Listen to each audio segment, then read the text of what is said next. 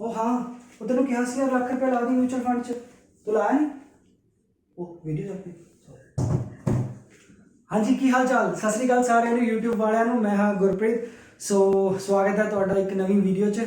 ਇਹ ਵਲੌਗ ਨਹੀਂ ਹੈਗਾ। ਸੋ ਇੱਥੇ ਆਪਾਂ ਅੱਜ ਗੱਲ ਕਰਾਂਗੇ ਕੁਝ ਵਧੀਆ ਗੱਲਾਂ। ਤੁਸੀਂ ਟਾਈਟਲ ਦੇਖ ਕੇ ਸਮਝ ਹੀ ਗਏ ਹੋਣੇ ਵੈਸੇ ਤਾਂ ਅੱਜ ਗੱਲ ਆਪਾਂ ਕਰਾਂਗੇ ਪੈਸੇ ਦੀ। ਸੋ ਪੈਸਾ ਕਮਾਉਣਾ ਇਹ ਤਾਂ ਸਭ ਨੂੰ ਪਤਾ ਹੁੰਦਾ ਹੈ, ਠੀਕ ਹੈ, ਪਰ ਪੈਸੇ ਨੂੰ ਬਚਾਉਣਾ ਕਿਵੇਂ ਹੈ ਤੇ ਪੈਸੇ ਤੋਂ ਪੈਸਾ ਅੱਗੇ ਬਣਾਉਣਾ ਕਿਵੇਂ ਹੈ, ਇਹ ਅਕਸਰ ਸਾਨੂੰ ਦੱਸਿਆ ਨਹੀਂ ਜਾਂਦਾ। ਸਾਡੇ ਸਕੂਲ ਹੋ ਗਏ, ਕਾਲਜ ਹੋ ਗਏ, ਸਾਨੂੰ ਇਦਾਂ ਦੀ ਚੀਜ਼ਾਂ ਪੜ੍ਹਾਈ ਨਹੀਂ ਲਿਖਾਈ ਨਹੀਂ ਜਾਂਦੀਆਂ ਕਿ ਆਪਣਾ ਟੈਕਸ ਕਿਵੇਂ ਭਰਨਾ ਹੈ, ਜਦ ਕਿ ਸਾਰੀ ਉਮਰ ਲੋਕਾਂ ਨੇ ਇਹੀ ਕੰਮ ਕਰਨਾ ਹੈ। ਜੌਬ ਕਰਨੀ ਹੈ ਤਾਂ ਸੇਵ ਕਰਨਾ ਪੈਸਾ, ਕਿੱਦਾਂ ਪੈਸੇ ਨੂੰ ਅੱਗੇ ਗਰੋ ਕਰਨਾ ਹੈ, ਸਾਨੂੰ ਇਹ ਚੀਜ਼ ਬਾਰੇ ਮਤਲਬ ਇਸ ਤੋਂ ਵੰਚਿਤ ਰੱਖਿਆ ਜਾਂਦਾ ਹੈ। ਸੋ ਇਸ ਕਰਕੇ ਅੱਜ ਦੀ ਵੀਡੀਓ 'ਚ ਮੈਂ ਸੋਚਿਆ ਕੁਝ ਵਧੀਆ ਗੱਲ ਲੈ ਕੇ ਆਈਏ ਕਿ ਵਲੌਗ ਨੂੰ ਤਾਂ ਚਲੋ ਪੈਂਦੇ ਰਹਿਣਗੇ। ਸੋ ਹੋਰ ਵੀ ਬਹੁਤ ਪਾਉਂਦੇ ਆ, ਅਸੀਂ ਵੀ ਪਾ ਦਾਂਗੇ ਕਦੇ ਅੱਗੇ ਪਿੱਛੇ, ਬਟ ਇਹ ਗੱਲ ਬਹੁਤ ਜ਼ਰੂਰੀ ਸੀ ਕਰਨੀ। ਸੋ ਅੱਜ ਦੀ ਵੀਡੀਓ ਰਾਹੀਂ ਅਸੀਂ ਡਿਸਕਸ ਕਰਾਂਗੇ ਫਾਈਨੈਂਸ਼ੀਅਲ ਫਰੀडम ਬਾਰੇ ਕਿ ਮਤਲਬ ਆਪਾਂ ਵੈਲਥ ਕਿੱਦਾਂ ਜਨਰੇਟ ਕਰ ਸਕਦੇ ਹਾਂ, ਪੈਸਾ ਬਚਾ ਕਿੱਦਾਂ ਸਕਦੇ ਹਾਂ, ਉਹ ਸਭ ਚੀਜ਼ਾਂ ਬਾਰੇ। ਸੋ ਉਹਦੇ 3 ਮੇਜਰ ਸਟੈਪ ਹੁੰਦੇ ਨੇ। ਪਹਿਲਾ ਅਰਨ ਕਰਨਾ, ਫਿਰ ਦੂਜਾ ਸੇਵ ਕਰਨਾ ਤੇ ਤੀਜਾ ਹੁੰਦਾ ਇਨਵੈਸਟ ਕਰਨਾ। ਸੋ ਪਹਿਲਾਂ ਅਰਨ ਕਰਨਾ ਮਤਲਬ ਤੁਸੀਂ ਪੈਸਾ ਕਮਾਉਣਾ ਹੈ ਤਾਂ ਤੁਸੀਂ ਜਿੱਦਾਂ ਵੀ ਕਮਾ ਰਹੇ ਹੋ, ਜਿੱਦਾਂ ਤੁਸੀਂ ਜੌਬ ਕਰ ਰਹੇ ਹੋ, ਬਿਜ਼ਨਸ ਕਰ ਰਹੇ ਹੋ, ਕੋਈ ਹੋਰ ਤਰੀਕਾ, ਜਿੱਦਾਂ ਵੀ ਤੁਸੀਂ ਪੈਸਾ ਕਮਾ ਰਹੇ ਹੋ, ਉਹ ਤੁਹਾਡੇ ਆਪਣੇ ਤਰੀਕੇ ਨੇ ਅਰਨ ਕਰਨ ਦੇ, ਠੀਕ ਹੈ। ਤੇ ਉਸ ਤੋਂ ਬਾਅਦ ਆਉਂਦਾ ਦੂਜਾ ਸਟੈਪ ਸੇਵ ਕਰਨਾ, ਜਿਹਨੂੰ ਅਸੀਂ ਕਹਿੰਦੇ ਕਿ ਪੈਸਾ ਬਚਾਉਣਾ। ਤੇ ਆਪਾਂ ਬਚਾਉਣਾ ਕਿਵੇਂ ਹੈ ਪੈਸਾ, ਤੇ ਇਹਦੇ ਵੀ ਬਹੁਤ ਸਾਰੇ ਤਰੀਕੇ ਨੇ, ਉਹ ਆਪਾਂ ਅੱਗੇ ਗੱਲ ਕਰਾਂਗੇ ਕਿ ਪੈਸਾ ਬਚਾਉਣਾ ਕਿੱਦਾਂ ਹੈ। ਤੇ ਜੇ ਤੁਸੀਂ ਇੱਥੇ ਸਟੈਪ ਤੇ ਅਜੇ ਹੋ ਤਾਂ ਤੁਹਾਨੂੰ ਇਸ ਸਟੈਪ ਦੀ ਲੋੜ ਹੈ, ਇਨਵੈਸਟਮੈਂਟ ਦੀ। ਤੇ ਇਨਵੈਸਟ ਕਿਆ ਹੁੰਦਾ ਹੈ? ਇਨਵੈਸਟ ਹੁੰਦਾ ਸਾਡਾ ਤੀਜਾ ਸਟੈਪ ਕਿ ਅਸੀਂ ਪੈਸੇ ਤੋਂ ਪੈਸਾ ਕਿੱਦਾਂ ਬਣਾਉਣਾ। ਅੱਗੇ ਪੈਸਾ ਬਚਾ ਤਾਂ ਹਰ ਕੋਈ ਸਕਦਾ ਹੈ, ਬਟ ਅੱਗੇ ਬਣਾਉਣਾ ਹੈ ਕਿਸੇ ਕਿਸੇ ਨੂੰ ਆਉਂਦਾ ਹੈ। ਸੋ ਇਸ ਕਰਕੇ ਹੁਣ ਇਹ ਸਾਰੇ ਸਟੈਪ ਆਪਾਂ ਦੇਖਾਂਗੇ ਇੱਥੇ। ਤੇ ਅਰਨ ਤਾਂ ਮੈਂ ਤੁਹਾਨੂੰ ਦੱਸ ਹੀ ਦਿੱਤਾ, ਇਹ ਤਾਂ ਮਤਲਬ ਇਹਦੇ ਬਾਰੇ ਕੁਝ ਜ਼ਿਆਦਾ ਕਹਿ ਨਹੀਂ ਸਕਦੇ, ਇਹ ਤਾਂ ਤੁਹਾਡੇ ਆਪਣੇ ਉੱਪਰ ਹੈ, ਤੁਸੀਂ ਜਿੱਥੋਂ ਵੀ ਜਿੱਦਾਂ ਵੀ ਪੈਸਾ ਕਮਾ ਰਹੇ ਹੋ। ਸੋ ਜੇ ਵੀਡੀਓ ਵਧੀਆ ਲੱਗ ਰਹੀ ਹੈ ਮਤਲਬ ਤੇ ਹੁਣੀ ਵੀਡੀਓ ਨੂੰ ਲਾਈਕ ਕਰ ਦਿਓ ਤੇ ਵੀਡੀਓ ਦੇ ਐਂਡ ਤੱਕ ਜ਼ਰੂਰ ਬਣੇ ਰਹੋ, ਤੁਹਾਨੂੰ ਇਹ ਸਭ ਚੀਜ਼ਾਂ ਸਿੱਖਣ ਨੂੰ ਮਿਲ ਜਾਣਗੀ ਇਸੀ ਵੀਡੀਓ 'ਚ। ਤੇ ਇਸ ਵੀਡੀਓ ਤੋਂ ਬਾਅਦ ਤੁਹਾਡੇ ਮਤਲਬ ਦਿਮਾਗ ਦੇ ਕਿਆ ਕਹਿੰਦੇ ਉਹਨੂੰ, ਪਰਦੇ ਖੁੱਲ ਜਾਣ, ਤੁਹਾਨੂੰ ਚੀਜ਼ਾਂ ਪਤਾ ਲੱਗ ਜਾਣਗੀਆਂ ਕਿ ਕੀ ਅਸੀਂ ਗਲਤ ਕਰ ਰਹੇ ਹਾਂ, ਕੀ ਆਪਾਂ ਸਹੀ ਕਰ ਰਹੇ ਹਾਂ। ਕੁਝ ਲੋਕ ਹੋ ਸਕਦਾ ਆਲਰੇਡੀ ਸਟੇਜ ਤੇ ਹੋਣ, ਕੁਝ ਹੋ ਸਕਦਾ ਆਲਰੇਡੀ ਸਟੇਜ ਤੇ ਵੀ ਹੋਣ। ਸੋ ਫਿਰ ਵੀ ਇਸ ਵੀਡੀਓ ਨੂੰ ਦੇਖ ਲਿਓ ਕਿਉਂਕਿ ਤੁਹਾਨੂੰ ਪਤਾ ਲੱਗ ਜਾਣਗੇ ਕੁਝ ਨਵੇਂ ਤਰੀਕੇ ਜਾਂ ਕੁਝ ਹੋਰ ਨਵੀਂ ਚੀਜ਼ਾਂ ਤਾਂ ਨਹੀਂ ਹੈਗੀਆਂ। ਤੇ ਜੇ ਤੁਹਾਨੂੰ ਵੀਡੀਓ ਦੇਖ ਕੇ ਲੱਗਦਾ ਕਿ ਮੈਂ ਕੋਈ ਚੀਜ਼ ਮਿਸ ਕਰ ਗਿਆ ਜਾਂ ਮੈਂ ਕੋਈ ਤਰੀਕਾ ਨਹੀਂ ਦੱਸਿਆ ਤੇ ਉਹ ਮੈਨੂੰ ਵੀ ਦੱਸ ਦਿਓ, ਤਾਂ ਕਿ ਮੈਂ ਵੀ ਉੱਥੇ ਫਿਰ ਪੈਸਾ ਪੂਸਾ ਲਾ ਕੇ ਥੋੜਾ ਕਮਾ ਲਾ ਨਾ ਪੈਸਾ, ਤਾਂ ਠੀਕ ਹੈ। ਚਲੋ ਆਪਾਂ ਅੱਗੇ ਵਧਦੇ ਹਾਂ ਫਿਰ ਹੁਣ ਕਿ ਅੱਗੇ ਕਿਉਂ ਜ਼ਰੂਰੀ ਹੈ ਇਹ ਸਭ ਚੀਜ਼ਾਂ, ਠੀਕ ਹੈ। ਚਲੋ ਸੋ ਹੁਣ ਆਪਾਂ ਗੱਲ ਕਰਨੀ ਹੈ ਕਿ ਆਪਾਂ ਫਾਈਨੈਂਸ਼ੀਅਲ ਫਰੀडम ਲੈਣੀ ਕਿੱਦਾਂ ਹੈ। ਤਾਂ ਉਹਦੇ ਲਈ ਚਾਹੀਦਾ ਹੁੰਦਾ ਇੱਕ ਫਾਈਨੈਂਸ਼ੀਅਲ ਪਲਾਨ, ਮਤਲਬ ਕਿ ਤਰੀਕਾ ਕਿ ਅਸੀਂ ਸੇਵ ਕਿੱਦਾਂ ਕਰਾਂਗੇ, ਅਸੀਂ ਇਨਵੈਸਟ ਕਿੱਦਾਂ ਕਰਾਂਗੇ, ਉਹ ਸਭ ਚੀਜ਼ਾਂ, ਮਤਲਬ ਕਿੱਥੇ ਪੈਸਾ ਲਾਉਣਾ ਹੈ, ਕਿੱਥੇ ਨਹੀਂ ਲਾਉਣਾ, ਛੋਟੀ ਮੋਟੀ ਚੀਜ਼ਾਂ ਉੱਥੇ ਸਾਰੀਆਂ ਹੋਣਗੀਆਂ। ਸੋ ਉਹਦੇ ਲਈ 5 ਚੀਜ਼ਾਂ ਨੇ ਜੋ ਮੈਂ ਤੁਹਾਨੂੰ ਹੁਣ ਦੱਸੂਗਾ, ਤੇ ਉਹ 5 ਚੀਜ਼ਾਂ ਜੇ ਤੁਸੀਂ ਕਰ ਲੋਗੇ ਤੁਹਾਡਾ ਮੈਕਸਿਮਮ ਫਾਈਨੈਂਸ਼ੀਅਲ ਪਲਾਨ ਬਣ ਜਾਏਗਾ, ਮਤਲਬ ਤੁਹਾਡਾ ਲਾਈਫ ਸੌਰਟ ਹੋ ਜਾਏਗੀ, ਜਿਹਨੂੰ ਆਪਾਂ ਕਹਿੰਦੇ ਕਿ ਵਧੀਆ ਹੋ ਜਾਏਗੀ, ਤੇ ਫਾਈਨੈਂਸ਼ੀਅਲ ਫਰੀडम ਆਪੇ ਹੌਲੀ ਹੌਲੀ ਆ ਜਾਣੀ ਹੈ। ਸੋ ਕੁਝ ਹੋਰ ਕਰਨ ਦੀ ਲੋੜ ਨਹੀਂ ਪੈਣੀ। ਉਹ 5 ਚੀਜ਼ਾਂ ਨੂੰ ਤੁਸੀਂ ਮਤਲਬ ਯਾਦ ਕਰ ਲਿਓ, ਦੇਖ ਲਿਓ, ਇਸ ਵੀਡੀਓ ਨੂੰ ਬਾਰ-ਬਾਰ ਦੇਖ ਸਕਦੇ ਹੋ, ਠੀਕ ਹੈ। ਸੋ ਇਸ ਕਰਕੇ ਉਹ 5 ਚੀਜ਼ਾਂ ਬਾਰੇ ਆਪਾਂ ਗੱਲ ਕਰਾਂਗੇ। ਸੋ ਪਹਿਲੀ ਚੀਜ਼ ਕੀ ਹੈ ਆਪਾਂ ਦੇਖਦੇ ਹਾਂ। ਸੋ ਪਹਿਲੀ ਚੀਜ਼ ਹੈ ਆਪਣਾ ਸੇਵਿੰਗ। ਹੁਣ ਇਹ ਸੇਵਿੰਗ ਅਕਾਊਂਟ ਨਹੀਂ ਹੈਗਾ, ਇਹ ਹੈਗਾ ਸੇਵਿੰਗ ਐਮਰਜੈਂਸੀ ਫੰਡ।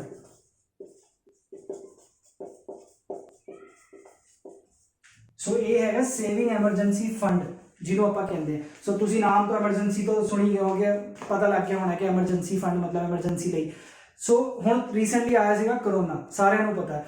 ਸੋ ਕਰੋਨਾ ਕਰਕੇ ਕਈ ਲੋਕਾਂ ਦੀਆਂ ਜੌਬ ਚਲੀ ਗਈਆਂ, ਕਈ ਲੋਕਾਂ ਨੂੰ ਜਾਂ ਜੌਬ 'ਚ ਘਾਟੇ ਹੋਏ ਜਾਂ ਬਿਜ਼ਨਸ 'ਚ ਘਾਟੇ ਪੈ ਗਏ, ਜਾਂ ਜੌਬ ਮਤਲਬ ਉਹ ਹੋ ਗਈਆਂ ਕਿ ਡਿਡਕਸ਼ਨ ਹੋ ਰਹੀ ਹੈ, ਜਿਹਨੂੰ ਕਹਿੰਦੇ ਕਿ ਸੈਲਰੀ ਕਮ ਮਿਲ ਰਹੀ ਹੈ, ਘੱਟ ਕੇ ਮਿਲ ਰਹੀ ਹੈ। ਸੋ ਉੱਥੇ ਕੰਮ ਆਉਂਦੀ ਹੈ ਪਹਿਲਾਂ ਸੇਵਿੰਗ ਐਮਰਜੈਂਸੀ ਫੰਡ।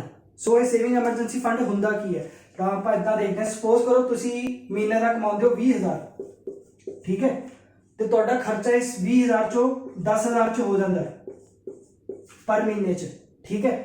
ਤਾਂ ਹੁਣ ਜੋ ਫਾਈਨੈਂਸ਼ੀਅਲ ਗੁਰੂ ਹੁੰਦੇ ਆ ਜਾਂ ਜੋ ਵੀ ਹੈ, ਉਹ ਕੀ ਕਹਿੰਦੇ ਤੁਹਾਨੂੰ ਇਹ ਐਮਰਜੈਂਸੀ ਫੰਡ ਕਿੰਨਾ ਹੋਣਾ ਚਾਹੀਦਾ। ਤੁਹਾਡਾ 10,000 ਚ ਖਰਚਾ ਹੋ ਰਿਹਾ, ਇਹਨੂੰ 5 ਜਾਂ 6 ਗੁਣਾ ਤੁਹਾਡੇ ਕੋਲ ਐਮਰਜੈਂਸੀ ਫੰਡ ਹੋਣਾ ਚਾਹੀਦਾ ਇਹਦਾ। ਤਾਂ ਇਹਨੂੰ ਆਪਾਂ ਜਿਵੇਂ 6 ਨਾਲ ਮਲਟੀਪਲਾਈ ਕਰ ਲਾਂਗੇ ਤਾਂ ਇਹ ਹੋ ਜਾਏਗਾ 60,000।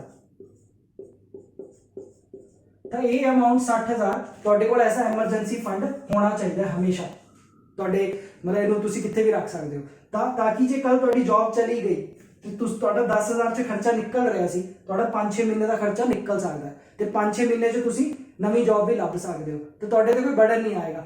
ਹੁਣ ਜੇ ਤੁਸੀਂ ਇਹ ਚੀਜ਼ ਨਹੀਂ ਰੱਖਦੇ ਤੇ ਇੱਕਦਮ ਜੌਬ ਚਲੀ ਜਾਵੇ ਤਾਂ ਫਿਰ 10,000 ਤੁਹਾਨੂੰ ਮਹੀਨਾ ਚਾਹੀਦਾ ਘਰ ਚਲਾਉਣ ਨੂੰ, ਤਾਂ ਕਿੱਦਾਂ ਲੈ ਕੇ ਆਓਗੇ, ਕਿੱਥੋਂ ਲੈ ਕੇ ਆਓਗੇ, ਜਾਂ ਕੋਈ ਐਫਡੀ ਤੋੜੋਗੇ ਜਾਂ ਕੁਝ ਕਰੋਗੇ, ਤਾਂ ਉਹ ਸਭ ਚੀਜ਼ਾਂ ਸਾਨੂੰ ਨਹੀਂ ਕਰਨੀਆਂ, ਕਿਉਂਕਿ ਉਹਦੇ ਨਾਲ ਫਿਰ ਤੁਹਾਡੀ ਇਨਵੈਸਟਮੈਂਟ ਤੇ ਫਰਕ ਪੈਂਦਾ ਹੈ। ਇਹ ਸਾਡਾ ਸੇਵਿੰਗ ਵਾਲਾ ਤਰੀਕਾ ਹੈ। ਸੋ ਇਸ ਕਰਕੇ ਪਹਿਲੀ ਜ਼ਰੂਰੀ ਚੀਜ਼ ਕਿ ਸੇਵਿੰਗ ਐਮਰਜੈਂਸੀ ਫੰਡ ਹੋਣਾ ਚਾਹੀਦਾ। ਜਿੰਨਾ ਵੀ ਤੁਹਾਡਾ ਖਰਚਾ ਇੱਕ ਮਹੀਨੇ ਦਾ ਹੈਗਾ ਹੈ ਉਹਨੂੰ 5 ਤੋਂ 6 ਗੁਣਾ ਕਰ ਲਓ ਤੇ ਇੰਨਾ ਕੁ ਰੱਖ ਦਿਓ ਤੇ ਇਹਨੂੰ ਛੇੜੋ ਨਾ, ਫਿਰ ਇਹਨੂੰ ਛੇੜਨ ਦੀ ਲੋੜ ਨਹੀਂ, ਇਹ ਸਿਰਫ ਐਮਰਜੈਂਸੀ 'ਚ ਕੰਮ ਆਣਾ। ਐਮਰਜੈਂਸੀ क्या ਹੋਏਗੀ, ਇਹੀ ਕਿ ਤੁਹਾਡੀ ਜਦ ਜੌਬ ਚਲੀ ਜਾਵੇ, ਇਹ ਉਸ ਚੀਜ਼ ਲਈ ਹੈ। ਠੀਕ ਹੈ, ਸੋ ਇਹ ਸਾਡੀ ਪਹਿਲੀ ਬਹੁਤ ਜ਼ਰੂਰੀ ਚੀਜ਼ ਹੈ। ਇਹ ਕਾਫੀ ਲੋਕ ਕਰਦੇ ਵੀ ਹੋਣੇ ਆ ਪਰ ਬਹੁਤਿਆਂ ਨੂੰ ਇਹ ਚੀਜ਼ ਨਹੀਂ ਪਤਾ ਹੋਣੀ। ਸੋ ਇਸ ਕਰਕੇ ਇੱਕ ਐਮਰਜੈਂਸੀ ਫੰਡ ਬਣਾ ਕੇ ਰੱਖੋ। ਇਹਨੂੰ ਤੁਸੀਂ ਸੇਵਿੰਗ ਬੈਂਕ ਅਕਾਊਂਟ 'ਚ ਰੱਖ ਸਕਦੇ ਹੋ, ਆਪਣੇ ਘਰ 'ਚ ਰੱਖ ਸਕਦੇ ਹੋ, ਜਿੱਦਾਂ ਮਤਲਬ ਉਹ ਅੱਗੇ ਆਪਾਂ ਤੁਹਾਨੂੰ ਤਰੀਕੇ ਦੱਸਾਂਗੇ ਕਿ ਸੇਵਿੰਗ ਕਰਨੀ ਕਿੱਥੇ ਕਿੱਥੇ ਸਹੀ ਹੈ। ਸੋ ਦੂਜਾ ਸਟੈਪ ਹੈ ਸੇਵਿੰਗ। ਇਸ 'ਚ ਆਪਾਂ ਕੀ ਕਰਨਾ ਹੈ, ਇਸ 'ਚ ਆਪਾਂ ਪੈਸਾ ਬਚਾਉਣਾ। ਜਿਵੇਂ ਜੋ ਆਪਾਂ ਹੁਣ ਇਹ ਸੇਵਿੰਗ ਆਪਣਾ ਸੇਵਿੰਗ ਅਕਾਊਂਟ ਹੋ ਸਕਦੇ ਆ ਜਿੱਦਾਂ, ਤੇ ਉਹ ਤਾਂ ਚਲ ਬਾਅਦ ਦੀ ਗੱਲ ਹੈ। ਪਹਿਲਾਂ ਗੱਲ ਕਿ ਸੇਵ ਕਰਨਾ ਕਿੰਨਾ ਕਿ ਕਿੰਨਾ ਪੈਸਾ ਤੁਸੀਂ ਬਚਾਉਣਾ ਹੈ। ਅਕਸਰ ਲੋਕ ਕੀ ਕਰਦੇ ਆ, ਜਿਵੇਂ ਕਿ ਅਸੀਂ ਚਲੋ ਬਈ ਪੂਰਾ ਮਹੀਨੇ ਦਾ ਖਰਚਾ ਕੱਢ ਲਿਆ, ਹੁਣ ਐਂਡ 'ਚ 5,000 ਬਚ ਗਿਆ, ਚਲੋ ਇਹ ਪਾਤਾ, ਅਗਲੇ ਮਹੀਨੇ 2,000 ਹੀ ਬਚਿਆ, ਚਲੋ ਪਾਤਾ, ਤਾਂ ਇਹਨੂੰ ਸੇਵਿੰਗ ਨਹੀਂ ਕਹਿੰਦੇ। ਇਹ ਤਾਂ ਬਚਿਆ ਕੁਚਿਆ ਵਾਲੀ ਗੱਲ ਹੋ ਗਈ ਕਿ ਜੋ ਬਚ ਰਿਹਾ ਉਹ ਤੁਸੀਂ ਬਸ ਸੇਵ ਕਰੀ ਜਾ ਰਹੇ ਹੋ। ਸੇਵਿੰਗ ਹੁੰਦੀ ਹੈ ਫਿਕਸ, ਕਿ ਤੁਸੀਂ ਇੱਕ ਪਾਰਟਿਕੂਲਰ ਅਮਾਊਂਟ ਇੱਕ ਹਰ ਮਹੀਨੇ ਸੇਵ ਕਰਨੀ ਹੈ, ਤੇ ਉਹ ਤੁਹਾਡੀ ਸਟਾਰਟਿੰਗ 'ਚ ਹੋ ਜਾਣੀ ਚਾਹੀਦੀ ਹੈ, ਨਾ ਕਿ ਅਖੀਰਲੇ ਜਾ ਕੇ ਮਹੀਨੇ ਦੇ। ਮਤਲਬ ਜਦੋਂ ਤੁਹਾਨੂੰ ਕਿੱਥੋਂ ਸੈਲਰੀ ਮਿਲਦੀ ਹੈ, ਕਿੱਥੋਂ ਪੈਸਾ ਆਉਂਦਾ ਹੈ, ਨਾਲ ਦੀ ਨਾਲ ਪਹਿਲਾਂ ਉਹ ਹਿੱਸਾ ਸੇਵ ਕਰ ਦਿਓ। ਠੀਕ ਹੈ, ਤਾਂ ਉਹ ਕਿੰਨੀ ਕੁ ਹੋਣੀ ਚਾਹੀਦੀ ਹੈ। ਹੁਣ ਸੇਵਿੰਗ ਗੱਲ, ਤਾਂ ਸੇਵਿੰਗ ਹੋਣੀ ਚਾਹੀਦੀ ਹੈ ਤੁਹਾਡੀ ਜਿੰਨੀ ਵੀ ਤੁਹਾਡੀ ਸੈਲਰੀ ਹੈ। ਤਾਂ ਸੈਲਰੀ ਜਿਵੇਂ ਇਹ ਹੈ, ਤੁਹਾਡੀ ਸੈਲਰੀ ਹੈ 20,000, ਸੋ ਇਹਦਾ 20% ਤੁਸੀਂ ਸੇਵ ਕਰਨਾ ਹੈ। ਸੋ 20% ਕਿੰਨਾ ਹੋਇਆ ਇਹਦਾ 20% ਹੋ ਗਿਆ 4,000। ਸੋ ਜੇ ਤੁਸੀਂ 20,000 ਮਹੀਨਾ ਕਮਾ ਰਹੇ ਹੋ ਤੇ ਤੁਹਾਨੂੰ 4,000 ਪਹਿਲਾਂ ਸਿੱਧਾ ਸੇਵ ਕਰ ਦੇਣਾ ਚਾਹੀਦਾ ਹੈ ਪਹਿਲੇ ਮਹੀਨੇ, ਤਾਂ ਹੀ ਸੇਵਿੰਗ ਹੋ ਸਕਦੀ ਹੈ। ਤੇ ਫਿਕਸ ਰਹੇਗਾ ਹਰ ਮਹੀਨੇ, ਤੇ ਸਟਾਰਟਿੰਗ 'ਚੋਂ ਸੈਲਰੀ 'ਚੋਂ ਕੱਢ ਦਿਓ। ਮਤਲਬ ਜਿੱਦਾਂ ਸੈਲਰੀ ਆਈ ਤੁਹਾਡੇ ਅਕਾਊਂਟ 'ਚੋਂ, ਇਹ 4,000 ਚੱਕ ਕੇ ਕਿਤੇ ਸੇਵਿੰਗ ਵਾਲੇ ਪਾਸੇ ਲਾ ਦਿਓ। ਜਿੱਦਾਂ ਤੁਹਾਡਾ ਸੇਵਿੰਗ ਅਕਾਊਂਟ ਹੋ ਗਿਆ ਤੁਹਾਡਾ ਆਪਣਾ, ਜਾਂ ਤੁਸੀਂ ਆਰਡੀ ਕਰਾ ਲਓ ਕਿਤੇ ਵੀ, ਮਤਲਬ ਜੋ ਵੀ ਤਰੀਕੇ ਇਹਨਾਂ ਦੇ ਹੈਗੇ। ਸੋ ਇੰਨਾ ਹਰ ਮਹੀਨੇ ਸੇਵ ਹੋਣਾ ਹੀ ਚਾਹੀਦਾ। ਇਹ ਨਹੀਂ ਕਿ ਮੰਥ ਦੇ ਅਖੀਰ 'ਚ ਜਾ ਕੇ ਤੁਸੀਂ ਸੋਚ ਰਹੇ ਹੋ ਕਿ ਹੁਣ ਮੈਂ 2,000 ਲਾ ਦਾਂ, ਇਸ ਮਹੀਨੇ ਮੈਂ 10,000 ਲਾ ਦਾਂ, ਇੱਦਾਂ ਨਹੀਂ। 4,000 ਲਾਓ, ਤੇ ਇੰਨਾ ਮਿਨੀਮਮ ਹੈ 20,000, ਇਹ ਮਿਨੀਮਮ ਹੈ। ਤੁਸੀਂ ਇਸ ਤੋਂ ਜ਼ਿਆਦਾ ਵੀ ਕਰ ਸਕਦੇ ਹੋ। ਜੇ ਤੁਹਾਡੀ ਸੈਲਰੀ ਜ਼ਿਆਦਾ ਹੈ, ਇਹ ਚੀਜ਼ ਜ਼ਿਆਦਾ ਹੈ, ਤਾਂ ਇਹ ਵੀ ਜ਼ਿਆਦਾ ਕਰ ਸਕਦੇ ਹੋ। 20 ਤੋਂ ਤੁਸੀਂ 30% ਤੱਕ ਵੀ ਜਾ ਸਕਦੇ ਹੋ ਆਪਣੇ ਅਕੋਰਡਿੰਗ। ਮਤਲਬ ਤਾਂ ਇਹ ਚੀਜ਼ ਪਹਿਲਾਂ ਆਉਂਦੀ ਹੈ ਸੇਵਿੰਗ 'ਚ, ਕਿ ਸਾਨੂੰ ਪਹਿਲਾਂ ਸੇਵ ਕਿੰਨਾ ਕਰਨਾ ਚਾਹੀਦਾ ਹੈ। ਤੇ ਹਰ ਮਹੀਨੇ, ਤੇ ਜਦ ਤੁਹਾਡੀ ਸੈਲਰੀ ਪਹਿਲੀ ਤਰੀਕ ਨੂੰ ਆ ਰਹੀ ਹੈ ਤਾਂ ਦੂਜੀ ਤੀਜੀ ਤਰੀਕ ਨੂੰ ਹੀ ਇਹ ਕੱਢ ਕੇ ਆਪਣਾ ਪਾ ਲਓ, ਤਾਂ ਕਿ ਉਹ ਅਲੱਗ ਤੋਂ ਸੇਵ ਹੋ ਗਿਆ। ਹੁਣ ਤੁਸੀਂ ਆਪਣਾ ਆਰਾਮ ਨਾਲ ਬਾਕੀ 16,000 ਜੋ ਮਰਜ਼ੀ ਕਰੋ, ਸ਼ॉपिंग करनी है, खाना पीना है, घर के खर्चे कटने, जो भी करना करो, इसी च करो। ठीक है, सो ये सीगा अपना दूसरा स्टेप सेविंग। हाँ जी, फिर सो कर लिया पैसा इकट्ठा, खुश तो बहुत हो रहे होने तुसीं, है ना, कि मेरे को हो गया बहुत सारा इकट्ठा। देखिए कितना इकट्ठा किया तुसीं। सो 4,000 किया तुसीं सेव, तो 12 महीने बाद कितना बनया 48,000। चलो रफली मान लो कि 50,000 कर लिया, तुसीं बड़े खुश कि साल बाद 50,000 असीं सेव कर लिया। सो एक चीज़ दसो, ਆਪਾਂ ਤੁਹਾਨੂੰ ਮੈਂ ਇੱਕ ਐਗਜ਼ਾਮਪਲ ਦਿੰਦਾ ਪਹਿਲਾਂ ਛੋਟਾ ਜਿਹਾ, ਕਿ ਛੋਟੇ ਹੁੰਦੇ ਸਮੋਸਾ ਕਿੰਨੇ ਦਾ ਹੁੰਦਾ ਸੀ ਆਪਣਾ, ਜਿਹੜਾ ਸਮੋਸਾ ਖਾਂਦੇ ਹੁੰਦੇ ਸੀ, ਕਿੰਨਾ 2-3 ਰੁਪਏ ਦਾ ਹੁੰਦਾ ਸੀ ਸਮੋਸਾ ਛੋਟੇ ਹੁੰਦੇ। ਫਿਰ ਉਹ ਵੱਧ ਕੇ ਕਿੰਨੇ ਦਾ ਹੋਇਆ, ਉਹ ਵੱਧ ਕੇ ਹੋਇਆ 7 ਰੁਪਏ ਦਾ, ਫਿਰ 10 ਦਾ, ਹੁਣ 15 ਰੁਪਏ ਦਾ ਸਮੋਸਾ 20 ਰੁਪਏ ਦਾ ਆ ਜਾਂਦਾ। ਠੀਕ ਹੈ, ਤੇ ਤੁਸੀਂ ਇਹ ਸੋਚੋ ਕਿ ਤੁਸੀਂ 4,000 ਬਚਾ ਰਹੇ ਹੋ ਤੇ ਸਾਲ ਬਾਅਦ ਉਹ 48,000 ਬਣਨਾ ਹੈ। ਠੀਕ ਹੈ, ਸਾਲ ਬਾਅਦ ਪਰ ਉਹਦੀ ਵੈਲਿਊ ਰਹਿਣੀ ਹੈ, क्योंकि 48,000 थोड़ा रहना है, थोड़ा बहुत चलो दोनों इंटरेस्ट पै के, ताही मैं कह रहा 50,000 ला लो, पर वो वैल्यू 50,000 रहनी है, क्योंकि चीज़ा तो महंगिया हो रही हैं। सपोज करो हम 10 रुपए का समोसा मिल रहा है, ठीक है, तुम 4,000 सेव कर रहे हो, अज तो तुम खा लोगे, कल ये समोसा 15-20 का हो गया, तो महंगाई बढ़ गई ना, पर पैसा तुम उन्ना ही बचाया, पैसे ने उन्ना ग्रो नहीं किया, 50,000 इकट्ठा होया, इस कितना इंटरेस्ट मिल जाना सी तुहानूं, मतलब बैंक अकाउंट के विच। सो इस करके जिहड़ी ये चीज़ वध रही है, इहनूं कहंदे महंगाई, तो महंगाई नूं कहंदे इन्फ्लेशन, जिन्हों आपां कहंदे इन्फ्लेशन। सो इस समय इन्फ्लेशन का रेट चल रहा है 5.14 समथिंग, इन्ना क परसेंट, मतलब 5% ला लो अप्रॉक्स। तो तुहानूं पता बैंक अकाउंट जिथे तुसीं ये रखोगे 12 महीने सेव करोगे जाके, वो कितना दे रहा है, वो दे रहे हैं 3%, कई तो 3 तो भी थल्ले आ गए हैं। ਤੇ 5% ਮਹਿੰਗਾਈ ਹੈ, 3% ਤੁਹਾਨੂੰ ਮਿਲਣਾ ਹੈ, ਤਾਂ ਤੁਸੀਂ ਆਪ ਹਿਸਾਬ ਲਾ ਲਓ ਕਿ ਬੈਂਕ 'ਚ ਰੱਖ ਕੇ ਪੈਸਾ ਵਧਣਾ ਹੈ ਕਿ ਕਮ ਹੋਣਾ ਹੈ। ਸੋ ਇਸ ਕਰਕੇ ਇੱਥੇ ਲੋੜ ਪੈਂਦੀ ਹੈ ਕਿ ਸਿਰਫ ਸੇਵਿੰਗ ਨਾਲ ਕੰਮ ਨਹੀਂ ਚੱਲਣਾ, ਸਾਨੂੰ ਚਾਹੀਦੀ ਹੈ ਇਨਵੈਸਟਮੈਂਟ, ਜਾਂ ਸਾਨੂੰ ਚਾਹੀਦਾ ਇਨਵੈਸਟ ਕਰਨਾ ਪੈਸੇ ਨੂੰ ਕਿਤੇ। ਜਿਹੜਾ ਇਹ 4000 ਵੀ ਆ ਰਿਹਾ ਹੈ, ਇਹਨੂੰ ਸੇਵ ਨਾ ਕਰੀਏ, ਇਹਨੂੰ ਇਨਵੈਸਟ ਕਰੀਏ, ਤਾਂ ਫਿਰ ਫਾਇਦਾ ਹੋਏਗਾ ਤੁਹਾਡਾ, ਤਾਂ ਤੁਸੀਂ ਇਸ ਇਨਫਲੇਸ਼ਨ ਨੂੰ ਬੀਟ ਕਰ ਸਕਦੇ ਹੋ, ਮਤਲਬ ਤਾਂ ਇਨਫਲੇਸ਼ਨ ਤੋਂ ਪੈਸਾ ਬਚਾ ਸਕਦੇ ਹੋ। ਨਹੀਂ ਤਾਂ ਪਿਆ ਪੈਸਾ ਤਾਂ ਥੱਲੇ ਹੋ ਜਾਣਾ, ਜਿੱਦਾਂ ਕਹਿੰਦੇ ਨਾ ਪਏ ਪੈਸੇ ਨੂੰ ਜੰਗ ਲੱਗ ਗਈ, ਤਾਂ ਬੈਂਕਾਂ 'ਚ ਵੀ ਤੁਹਾਡਾ ਪਿਆ ਪੈਸਾ ਜੰਗ ਹੀ ਲੱਗਣੀ ਹੈ ਜੇ ਉਹਨਾਂ ਨੇ ਸਿਰਫ ਤੁਹਾਨੂੰ 3% ਦੇਣਾ ਹੈ। ਸੋ ਇਸ ਕਰਕੇ ਆਪਾਂ ਹੁਣ ਅਗਲੇ ਸਟੈਪ ਤੇ ਚੱਲਾਂਗੇ, ਜੋ ਸਾਡਾ ਹੈਗਾ ਇਨਵੈਸਟਮੈਂਟ, ਆਹ ਚੀਜ਼। ਸੋ ਇੱਥੇ ਤੱਕ ਜੇ ਤੁਸੀਂ ਵੀਡੀਓ ਦੇਖ ਲਈ ਹੈ ਤੇ ਤੁਹਾਨੂੰ ਵਧੀਆ ਲੱਗ ਰਹੀ ਹੈ, ਸੋ ਵੀਡੀਓ ਨੂੰ ਲਾਈਕ ਜ਼ਰੂਰ ਕਰ ਦਿਓ ਤੇ ਸ਼ੇਅਰ ਵੀ ਕਰਿਓ ਲੋਕਾਂ ਨੂੰ, ਤਾਂ ਕਿ ਸਭ ਨੂੰ ਪਤਾ ਲੱਗੇ ਕਿ ਇਦਾਂ ਦੀ ਚੀਜ਼ ਕੰਟੈਂਟ ਹੈਗਾ। ਤੇ ਚੈਨਲ ਨੂੰ ਸਬਸਕ੍ਰਾਈਬ ਵੀ ਕਰ ਲਿਓ ਜੇ ਹੁਣ ਤੱਕ ਨਹੀਂ ਕੀਤਾ, ਨਾਲੇ ਉਹ ਬੈਲ ਵਾਲਾ ਆਈਕਨ ਵੀ ਦੱਬ ਦਿਓ, ਕਿਉਂਕਿ ਵਲੌਗ ਵੀ ਅਸੀਂ ਪਾਵਾਂਗੇ। ਅਸੀਂ ਬ੍ਰੇਕ ਲਈ ਸੀ ਥੋੜੀ ਜੀ, ਸੋ ਉਹ ਵੀ ਕਰਾਂਗੇ, ਬਟ ਇਦਾਂ ਦੀ ਚੱਜ ਦੀਆਂ ਗੱਲਾਂ ਵੀ ਲੈ ਕੇ ਆਉਣਗੇ ਤੁਹਾਡੇ ਲਈ। ਸੋ ਹੁਣ ਅੱਗੇ ਚੱਲਦੇ ਆਪਾਂ ਇਨਵੈਸਟਮੈਂਟ ਤੇ, ਆਪਣਾ ਤੀਜਾ ਸਟੈਪ ਇਨਵੈਸਟਮੈਂਟ। ਸੋ ਇਸ ਤੀਜੇ ਸਟੈਪ ਤੋਂ ਪਹਿਲਾਂ ਮੈਂ ਤੁਹਾਨੂੰ ਇੱਕ ਐਗਜ਼ਾਮਪਲ ਦਿਖਾਊਂਗਾ, ਉਹ ਦੇਖਿਓ ਤੁਸੀਂ ਤੇ ਸਮਝਿਓ ਕਿ ਤੁਹਾਡਾ ਫਾਇਦਾ ਕਿੱਥੇ ਜ਼ਿਆਦਾ ਹੈ, ਠੀਕ ਹੈ। ਸੋ ਇਨਵੈਸਟਮੈਂਟ ਬਾਰੇ ਦੇਖਣ ਤੋਂ ਪਹਿਲਾਂ ਇਹ ਐਗਜ਼ਾਮਪਲ ਤੁਸੀਂ ਦੇਖੋ। ਆਪਣੇ ਕੋਲ ਹੈਗੇ 3 ਮੈਥਡ, ਮੈਥਡ 1, ਮੈਥਡ 2, ਮੈਥਡ 3। ਤੇ ਮੈਥਡ ਪਹਿਲੇ 'ਚ ਤੁਹਾਨੂੰ ਮਿਲਦਾ ਹੈ 3% ਰਿਟਰਨ ਮੰਨ ਲਓ, ਤੇ ਦੂਜੇ 'ਚ ਤੁਹਾਨੂੰ ਮਿਲਦਾ 6%, ਤੇ ਤੀਜੇ 'ਚ ਤੁਹਾਨੂੰ ਸਾਲ ਦਾ 20% ਐਵਰੇਜ ਮਿਲ ਜਾਂਦਾ ਹੈ, ਠੀਕ ਹੈ। ਤੇ ਤੁਸੀਂ ਇਨਵੈਸਟ ਕਰਨਾ ਅਮਾਊਂਟ 1 ਲੱਖ ਰੁਪਇਆ, ਠੀਕ ਹੈ। ਹੁਣ ਟਾਈਮ ਆਪਾਂ ਲੈ ਲੈਂਦੇ 5 ਸਾਲ ਲਈ, ਅਸੀਂ 5 ਸਾਲ ਲਈ ਇਨਵੈਸਟ ਕਰਨਾ, ਤਾਂ ਮੈਚੁਰਿਟੀ ਅਮਾਊਂਟ ਉੱਥੋਂ ਕੀ ਬਣ ਕੇ ਆਉਂਦਾ ਹੈ। ਜੇ ਹੁਣ ਤੁਸੀਂ 3% ਵਾਲੀ ਜਗ੍ਹਾ ਤੇ ਲਾਓਗੇ ਪੈਸਾ, ਤਾਂ ਤੁਹਾਨੂੰ ਬਣੇਗਾ 1,16,000। ਤਾਂ ਕਿੰਨਾ ਕੁ ਪ੍ਰੋਫਿਟ ਹੋਇਆ ਇਹਦੇ ਵਿੱਚੋਂ? 16,000 ਦਾ, ਠੀਕ ਹੈ। ਤੇ ਮੈਥਡ 2 ਦੇ ਵਿੱਚ ਜੇ ਤੁਸੀਂ ਲਾਉਂਦੇ ਹੋ, ਜਿੱਥੇ ਤੁਹਾਨੂੰ 6% ਮਿਲਦਾ ਹੈ, ਉੱਥੇ ਤੁਹਾਨੂੰ ਕਿੰਨਾ ਮਿਲਣਾ? 1,34,000, ਮਤਲਬ 34,000 ਦਾ, 34,500 ਦਾ ਪ੍ਰੋਫਿਟ ਹੋ ਗਿਆ ਤੁਹਾਨੂੰ। ਤੇ ਜੇ ਤੁਸੀਂ ਮੈਥਡ 3 ਤੇ ਲਾਉਂਦੇ ਹੋ, ਇੱਥੇ ਤੁਹਾਨੂੰ ਮਿਲਦਾ 2,48,000, ਮਤਲਬ ਜਿੰਨਾ ਤੁਸੀਂ ਅਮਾਊਂਟ ਲਾਇਆ ਉਸ ਤੋਂ ਵੀ ਕਈ ਗੁਣਾ ਜ਼ਿਆਦਾ, ਆਲਮੋਸਟ ਡਬਲ ਤੋਂ ਵੀ ਜ਼ਿਆਦਾ ਹੋ ਗਿਆ। ਤਾਂ ਹੁਣ ਤੁਸੀਂ ਆਪ ਦੱਸੋ ਕਿ ਤੁਹਾਨੂੰ ਫਾਇਦਾ ਕਿੱਥੇ ਹੈ, ਤੁਸੀਂ ਇੱਥੇ ਲਾ ਕੇ ਰੱਖੋਗੇ ਜਾਂ ਇੱਥੇ ਲਾਓਗੇ ਜਾਂ ਇੱਥੇ ਲਾਓਗੇ। ਸੋ ਇਸ ਕਰਕੇ ਇਹ ਜਾਣਨਾ ਬਹੁਤ ਜ਼ਰੂਰੀ ਹੈ ਕਿ ਆਪਾਂ ਇਨਵੈਸਟ ਕਿੱਥੇ ਕਰੀਏ। ਤਾਂ ਹੁਣ ਇਹ ਮੈਥਡਾਂ ਦੇ ਨਾਮ ਜਾਣ ਲੈਂਦੇ ਆਪਾਂ, ਇਹ ਹੈ ਕੀ। ਸੋ ਪਹਿਲਾ ਮੈਥਡ ਆਪਣਾ ਤੁਹਾਡਾ ਸੇਵਿੰਗ ਅਕਾਊਂਟ, ਜਿਸ 'ਚ ਆਪਾਂ ਮੋਸਟਲੀ ਰੱਖਦੇ ਹਾਂ ਪੈਸਾ। ਸਾਨੂੰ ਕਿੰਨਾ ਮਿਲਦਾ? 2.5-3% ਮਿਲਦਾ ਹੈ। ਤੇ ਇੰਨਾ ਤੁਸੀਂ ਆਪ ਲਾ ਲਓਗੇ, ਜੇ ਤੁਸੀਂ 1 ਲੱਖ ਸੇਵ ਕਰਕੇ ਰੱਖੋਗੇ, ਅਕਾਊਂਟ 'ਚ ਪਿਆ ਰਹਿਣ ਦੋਗੇ, 5 ਸਾਲ ਬਾਅਦ ਉਸ ਤੋਂ ਕੰਪਾਊਂਡ ਹੋ ਕੇ ਇੰਟਰਸਟ ਵਗੈਰਾ ਲੱਗ ਕੇ ਇੰਨਾ ਕੁ ਬਣ ਜਾਊਗਾ। ਤੇ ਇਹ ਬਹੁਤ ਜ਼ਿਆਦਾ ਹੈ, ਕੋਈ ਅਮਾਊਂਟ ਦੇਖਿਆ ਜਾਵੇ ਤਾਂ ਕੁਝ ਵੀ ਨਹੀਂ ਹੈ ਇਸ ਹਿਸਾਬ ਨਾਲ। ਇਹ ਦੂਜਾ ਆਪਣਾ ਤਰੀਕਾ ਹੈ, ਇਹ ਆਪਣਾ FD, ਜਿਹਨੂੰ ਆਪਾਂ ਕਰਾਉਂਦੇ ਹਾਂ ਫਿਕਸ ਡਿਪੋਜ਼ਿਟ ਕਰਾ ਰੱਖੇ ਹੈ। ਐਵਰੇਜ ਇੰਨਾ ਕੁ 6% ਚੱਲਦੀ ਹੈ, 5 ਤੋਂ ਥੋੜੀ ਉੱਪਰ ਹੋਈ, ਥੋੜੀ ਕਮ ਵੀ ਹੋ ਸਕਦੀ ਹੈ, 5-7%। ਤਾਂ FD ਦੇ ਵਿੱਚ ਤੁਹਾਨੂੰ 6% ਤੇ 34,000 ਮਿਲਦਾ ਹੈ, ਤਾਂ 1,34,000 ਬਣਿਆ। ਮੋਸਟਲੀ ਲੋਕਾਂ ਨੇ ਇਹ ਕਰਾਈ ਹੁੰਦੀ ਹੈ, ਕਿਉਂਕਿ ਬੈਨੀਫਿਟ ਕੀ ਹੈ ਇਹਦਾ? ਇਹ ਪਹਿਲੀ ਗੱਲ ਤਾਂ ਇਹ ਤਾਂ ਰਿਸਕ ਫਰੀ ਹੈ। ਤਾਂ ਲੋਕਾਂ ਨੂੰ ਸਭ ਤੋਂ ਇਹ ਹੈ ਕਿ ਚਲ ਇੱਕ ਵਾਰ ਲਾਤਾ, ਟੈਨਸ਼ਨ ਨਹੀਂ ਹੈਗੀ, ਕਿ ਰਿਸਕ ਫਰੀ ਹੈ, ਕੋਈ ਕੁਝ ਹੋਣ ਨਹੀਂ ਲੱਗਾ, ਠੀਕ ਹੈ। ਬਟ ਇਸ ਤੇ ਟੈਕਸ ਵੀ ਪੈਂਦਾ ਹੈ, ਤੁਹਾਨੂੰ ਜੋ FD ਦੇ ਵਿਆਜ ਪਏਗਾ ਉਸ ਤੇ ਟੈਕਸ ਪੈਂਦਾ ਹੈ। ਤਾਂ ਮੇਬੀ ਜੋ 6% ਤੁਹਾਨੂੰ ਇੰਨਾ ਲੱਗ ਰਿਹਾ, ਇੰਨਾ ਆਵੇ ਨਾ, ਥੋੜਾ ਬਹੁਤ ਉੱਪਰ ਥੱਲੇ ਹੋਵੇ, ਤੁਹਾਨੂੰ ਟੈਕਸ ਵਗੈਰਾ ਫਾਈਲ ਕਰਨਾ ਪਵੇ, ਉਹ ਗੱਲ ਵੀ ਹੋ ਜਾਂਦੀ ਹੈ। ਸੋ ਇੱਥੇ ਵੀ ਕੋਈ ਬਹੁਤ ਜ਼ਿਆਦਾ ਅਮਾਊਂਟ ਨਹੀਂ ਆ ਰਿਹਾ, ਇੱਕ ਤੋਂ ਤੁਹਾਨੂੰ 34,000 ਆ ਰਿਹਾ ਹੈ, 1 ਲੱਖ ਲਾ ਕੇ 1,34,000, ਉਹ ਵੀ 5 ਸਾਲ ਬਾਅਦ।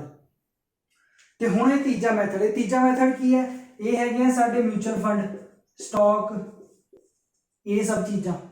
ਤੇ ਇਹ ਸਭ 'ਚ ਤੁਹਾਨੂੰ 20% ਤੱਕ ਐਵਰੇਜ ਸਾਲ ਦਾ ਰਿਟਰਨ ਕੰਪਾਊਂਡ ਹੋ ਕੇ ਆ ਸਕਦਾ ਹੈ। ਸਟਾਕ ਤਾਂ ਕਈ ਵਾਰ 100-200% ਵੀ ਦਿੰਦੇ ਆ, ਮਤਲਬ ਵੈਲਿਊ 'ਚ।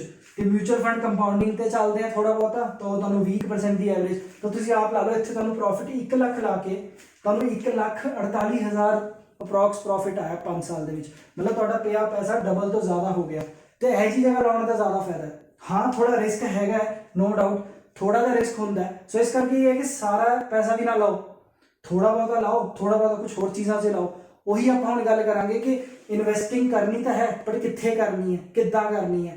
ਤੇ ਹੁਣ ਇਸ ਤੋਂ ਪਹਿਲਾਂ ਆਪਾਂ ਇਹ ਦੇਖ ਲੈਂਦੇ ਹਾਂ ਕਿ ਪੁਰਾਣੇ ਤਰੀਕੇ ਕੀ ਹੈ ਇਨਵੈਸਟਿੰਗ ਦੇ, ਤੇ ਸੇਵਿੰਗ ਤੇ ਇਨਵੈਸਟਿੰਗ ਦੇ ਨਵੇਂ ਤਰੀਕੇ ਕੀ ਹੈ, ਉਹ ਆਪਾਂ ਗੱਲ ਕਰਦੇ ਹਾਂ। ਆਈ ਹੋਪ ਤੁਹਾਨੂੰ ਇਹ ਸਾਰਾ ਸਮਝ ਆ ਗਿਆ ਹੋਣਾ ਕਿ ਮਤਲਬ ਇਹਦੇ ਵਿੱਚ ਤੁਹਾਡਾ ਫਾਇਦਾ ਕਿੱਥੇ ਹੈ ਜ਼ਿਆਦਾ। ਸੋ ਹੁਣ ਆਪਾਂ ਚੀਜ਼ ਸਿੱਖਾਂਗੇ, ਤੀਜੀ ਚੀਜ਼ ਜੋ ਆਪਾਂ ਕਿਹਾ ਸੀ, ਤੀਜੀ ਚੀਜ਼ ਇਨਵੈਸਟਮੈਂਟ, ਕਿ ਤੀਜੀ ਇਨਵੈਸਟਮੈਂਟ ਕਿੱਥੇ ਕਰਨੀ ਹੈ। ਤੇ ਉਹਦੇ ਲਈ ਤੁਸੀਂ ਇਮੇਜ ਦੇਖ ਸਕਦੇ ਹੋ। ਹੁਣ ਕੁਝ ਹੈਗੇ ਨੇ ਪੁਰਾਣੇ ਤਰੀਕੇ, ਜਿਨ੍ਹਾਂ ਨੂੰ ਅਸੀਂ ਕਹਿ ਰਹੇ ਹਾਂ ਓਲਡ, ਤਾਂ ਕੁਝ ਹੈਗੇ ਨਿਊ ਵੇਸ, ਜਿਨ੍ਹਾਂ ਨੂੰ ਆਪਾਂ ਨਵੇਂ ਤਰੀਕੇ ਕਹਾਂਗੇ, ਜਿਨ੍ਹਾਂ 'ਚ ਆਪਾਂ ਇਨਵੈਸਟ ਕਰ ਸਕਦੇ ਹਾਂ। ਸੋ ਪਹਿਲਾਂ ਆਪਾਂ ਦੇਖਦੇ ਹਾਂ ਓਲਡ ਤਰੀਕਿਆਂ ਬਾਰੇ, ठीक है। सो पहली बैंक सेविंग अकाउंट, यही मैं ਤੁਹਾਨੂੰ पिछले एग्जाम्पल 'ਚ ਦੱਸ ਚੁੱਕੇ हैं। ये इस करके सही नहीं क्योंकि 2-3% आजकल दे रहे हैं इंटरेस्ट, तो उससे कुछ होना नहीं। सो इस करके पुराना हो गया। पहला ये 7-8%, 10-10% भी दे दिया करते ਸੀ, बहुत पुराने जमाने की गल्लां। ਹੁਣ एफ डी भी इदां ही ਤੁਹਾਨੂੰ 6% ਮਿਲਣੀ ਹੈ, ਤਾਂ 6% ਕੁਝ ਵੀ ਨਹੀਂ ਹੁੰਦਾ। ਤੇ ਇਸ ਤੋਂ ਜ਼ਿਆਦਾ ਜੇ ਅੱਜਕੱਲ ਤਰੀਕੇ ਹੈਗੇ ਆ ਤਾਂ ਫਿਰ ਅਸੀਂ ਐਫ ਡੀ 'ਚ ਕਿਉਂ ਲਾਈਏ, ਗੱਲ ਇਹ ਹੋ ਜਾਂਦੀ ਹੈ। ਫਿਰ ਆ ਜਾਂਦਾ ਤੀਜਾ ਤਰੀਕਾ, ਰੀਅਲ एस्टेट प्रॉपर्टी, ਜਿਸ ਵਿੱਚ ਮਕਾਨ ਹੋ ਗਏ, ਜ਼ਮੀਨਾਂ ਹੋ ਗਈਆਂ। ਇਹ ਵਧੀਆ ਤਰੀਕਾ ਹੈ, ਠੀਕ ਹੈ। ਕਈ ਲੋਕ ਕਹਿੰਦੇ ਇਹਨੂੰ ਵਧੀਆ, ਕਈ ਲੋਕ ਨਹੀਂ ਮੰਨਦੇ, ਬਟ ਇਸ 'ਚ ਸਿਆਪੇ ਰਹਿੰਦੇ ਆ। ਰੀਅਲ एस्टेट 'ਚ ਕਈ ਵਾਰ ਕੋਈ ਜ਼ਮੀਨ ਕਿਤੇ ਫਸ ਗਈ, ਕਿਸੇ ਦਾ ਮਕਾਨ ਫਸ ਗਿਆ। ਸੋ ਇਹ ਇਸ 'ਚ ਵੀ ਰਿਸਕ ਤਾਂ ਰਹਿੰਦਾ ਹੀ ਹੈ। ਸੋ ਇਸ ਕਰਕੇ ਨਾਲੇ ਜੇ ਪ੍ਰੋਪਰਟੀ ਸਿਰਫ ਪਈ ਹੈ ਤਾਂ ਉਹਨੇ ਇੰਨਾ ਨਹੀਂ ਦੇਣਾ, ਸਿਰਫ ਉਹਦੀ ਵੈਲਿਊ ਵਧੂਗੀ ਕੁਝ ਸਾਲਾਂ 'ਚ, ਬਟ ਕਿਆ ਪਤਾ ਵਧੇ ਇੰਨੀ ਨਾ ਵਧੇ। ਤਾਂ ਉਹੀ ਚੀਜ਼ ਕਿ ਇੰਨਾ ਕੁਝ ਨਹੀਂ, ਉਹ ਪਈ ਹੈ ਜ਼ਮੀਨ ਕਿਤੇ ਪਈ ਹੈ ਬਸ। ਤਾਂ ਉਸ ਤੋਂ ਬਾਅਦ ਚੌਥਾ ਤਰੀਕਾ ਸਾਡਾ ਗੋਲਡ, ਜੋ ਅਕਸਰ ਆਪਾਂ ਖਰੀਦ ਲੈਂਦੇ, ਬੜੇ ਚਾਅ ਨਾਲ ਖਰੀਦਦੇ ਆ। ਸੋ ਗੋਲਡ ਜੇ ਤੁਸੀਂ ਵਿਆਹ ਲਈ ਲੈ ਰਹੇ ਹੋ, ਕਿਸੇ ਫੰਕਸ਼ਨ ਲਈ ਲੈ ਰਹੇ ਹੋ, ਚਲੋ ਉਹ ਤਾਂ ਲੈਣਾ ਹੀ ਹੈ, ਤਾਂ ਉਹ ਤਾਂ ਇੱਕ ਕਾਈਂਡ ਆਫ ਇਨਵੈਸਟਮੈਂਟ ਵੀ ਹੋਈ ਗਈ। ਜੇ ਸਿਰਫ ਤੁਸੀਂ ਗੋਲਡ 'ਚ ਇਨਵੈਸਟ ਕਰ ਰਹੇ ਹੋ ਸੋਚ ਕੇ ਕਿ ਸਿਰਫ ਗੋਲਡ ਲਵਾਂਗੇ, ਗੋਲਡ ਦੀ ਜਵੈਲਰੀ ਲੈ ਲਈ, ਤਾਂ ਉਸ 'ਚ ਬੜਾ ਨੁਕਸਾਨ ਹੈ। ਉਹਦੇ ਮੇਕਿੰਗ ਚਾਰजेस ਪੈਂਦੇ ਆ ਬਹੁਤ ਜ਼ਿਆਦਾ। ਫਿਰ ਗੋਲਡ ਦੀ ਸੇਫਟੀ ਦਾ ਡਰ ਹੈ, ਘਰ 'ਚ ਪਿਆ ਚੋਰੀ ਹੋ ਸਕਦਾ, ਕੁਝ ਵੀ ਹੋ ਸਕਦਾ ਹੈ। ਸੋ ਰਿਸਕ ਬਹੁਤ ਵੱਡਾ ਹੈ। ਫਿਰ ਜਦ ਤੁਸੀਂ ਵੇਚਣ ਜਾ ਰਹੇ ਹੋ ਉਸ ਮੂਮੈਂਟ ਤੇ ਗੋਲਡ ਦੀ ਪ੍ਰਾਈਸ ਥੱਲੇ ਬਹੁਤ ਹੋ ਸਕਦੇ ਹੈ, ਤਾਂ ਤੁਹਾਨੂੰ ਇੰਨਾ ਪ੍ਰੋਫਿਟ ਆਣਾ ਹੀ ਨਹੀਂ ਜਿੱਦਾਂ ਹੁੰਦਾ ਹੈ। ਸੋ ਇਸ ਕਰਕੇ ਇਹ ਵੀ ਥੋੜਾ ਮਤਲਬ ਇੱਦਾਂ ਦਾ ਤਰੀਕਾ ਹੈ ਕਿ ਥੋੜਾ ਬਹੁਤਾ ਕਰ ਸਕਦੇ ਹੋ ਤੁਸੀਂ, ਪਰ ਸਾਰੀ ਸੇਵਿੰਗ ਇਹਦੇ ਭਰੋਸੇ ਨਹੀਂ ਰੱਖ ਸਕਦੇ ਤੁਸੀਂ, ਜਾਂ ਆਪਣੀ ਸਾਰੀ ਇਨਵੈਸਟਿੰਗ ਇਹਦੇ ਭਰੋਸੇ ਨਹੀਂ ਰੱਖ ਸਕਦੇ। ਸੋ ਪੰਜਵਾਂ ਆਉਂਦਾ ਇੰਸ਼ੋਰੈਂਸ ਸਕੀਮਾਂ। ਇਸ ਤੋਂ ਤਾਂ ਦੂਰ ਹੀ ਭੱਜੋ।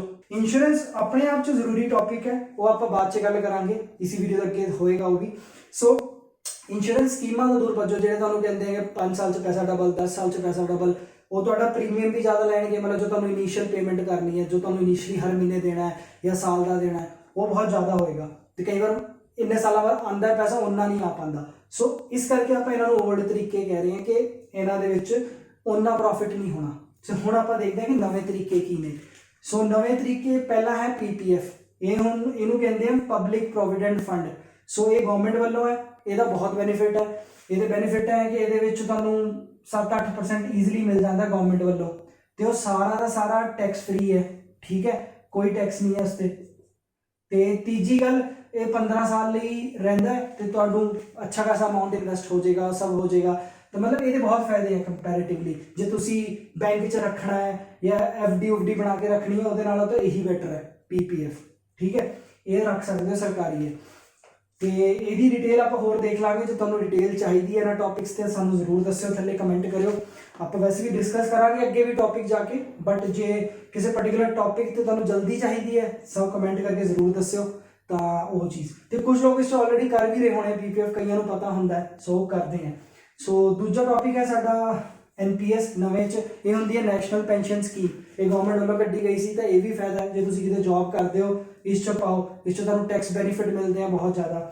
ਸੋ ਇਹਦੇ ਵਿੱਚ ਉਹ ਬੈਨੀਫਿਟ ਹੈ, ਨਾਲੇ ਤੁਹਾਡਾ ਪੈਸਾ ਇਕੱਠਾ ਹੋ ਰਿਹਾ ਜੋ ਤੁਹਾਨੂੰ ਬਾਅਦ 'ਚ ਐਸਾ ਰਿਟਾਇਰਮੈਂਟ ਦੇ ਬਾਅਦ ਐਸਾ ਸੈਲਰੀ, ਐਸਾ ਪੈਨਸ਼ਨ ਮਿਲ ਸਕਦਾ ਥੋੜ੍ਹਾ ਬਹੁਤਾ। ਸੋ ਇਹ ਵੀ ਫਾਇਦੇਮੰਦ ਚੀਜ਼ ਹੈਗੀ ਹੈ ਜੇ ਤੁਸੀਂ ਦੇਖੋ ਇਹਨੂੰ। ਤੇ ਉਸ ਤੋਂ ਬਾਅਦ ਆਉਂਦੇ ਮਿਊਚੁਅਲ ਫੰਡ। ਇਹ ਅੱਜ ਕੱਲ੍ਹ ਦੀ ਕਾਈਂਡ ਆਫ ਵਧੀਆ ਤਰੀਕਾ ਸੇਵ ਕਰਨ ਦਾ, ਜਿੱਦਾਂ FDਆਂ ਦੇ ਨਾਲੋਂ ਬੈਟਰ ਹੈ ਮਿਊਚੁਅਲ ਫੰਡ 'ਚ ਪਾਓ।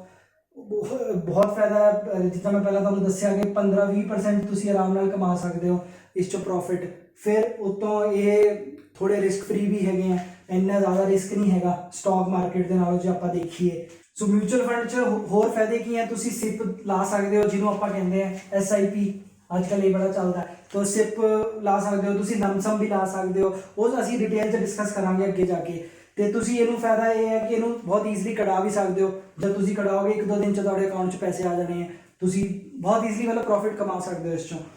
ਫਿਰ ਉਸ ਤੋਂ ਬਾਅਦ ਆਉਂਦੀ ਸਟਾਕ ਮਾਰਕੀਟ। ਇਹ ਥੋੜਾ ਰਿਸਕੀ ਹੈਗਾ, ਮਤਲਬ ਮੈਂ ਇਹਨੂੰ ਕਹੂੰਗਾ ਇਹ ਥੋੜਾ ਰਿਸਕੀ ਚੀਜ਼ ਹੈਗੀ ਹੈ, ਬਟ ਜੇ ਸਮਝ ਕੇ ਲਾਓਗੇ ਤਾਂ ਬਹੁਤ ਵਧੀਆ ਹੈ। ਇਹਦੇ ਵਿੱਚ ਤੁਹਾਨੂੰ ਲੋਕ 100 ਤੋਂ ਲੈ ਕੇ 1000% ਤੱਕ ਕਮਾ ਜਾਂਦੇ ਆ ਪ੍ਰੋਫਿਟ, ਮਤਲਬ ਕਈ ਸਟਾਕਸ ਦੇ ਵਿੱਚ। ਤੇ ਉਹ ਪੂਰੀ ਸਟਾਕ ਦੀ ਗੱਲ ਹੈ, ਉਹ ਤੁਹਾਨੂੰ ਅਸੀਂ ਦੱਸਾਂਗੇ ਸਿੰਪਲ ਐਗਜ਼ਾਮਪਲ ਲੈ ਕੇ, ਉਹ ਵੀ ਕਿ ਕਿਉਂ ਸਟਾਕ ਮਾਰਕੀਟ ਬਹੁਤ ਸਹੀ ਚੀਜ਼ ਹੈ। ਜੇ ਸਮਝ ਕੇ ਲਾਓਗੇ ਤਾਂ ਰਿਸਕ ਵੀ ਉਨਾ ਹੀ ਜ਼ਿਆਦਾ ਹੈ ਜਿੰਨਾ ਬਾਕੀਆਂ ਦੇ ਨਾਲੋਂ। ਸਭ ਤੋਂ ਜ਼ਿਆਦਾ ਰਿਸਕੀ ਵੀ ਇਹੀ ਮੰਨਿਆ ਜਾਏਗਾ ਇਸ ਚੱਕਰ 'ਚ, ਕਿਉਂਕਿ ਤੁਹਾਨੂੰ ਨੌਲੇਜ ਨਹੀਂ ਹੋਏਗੀ ਇੰਨੀ ਇਨੀਸ਼ੀਅਲੀ।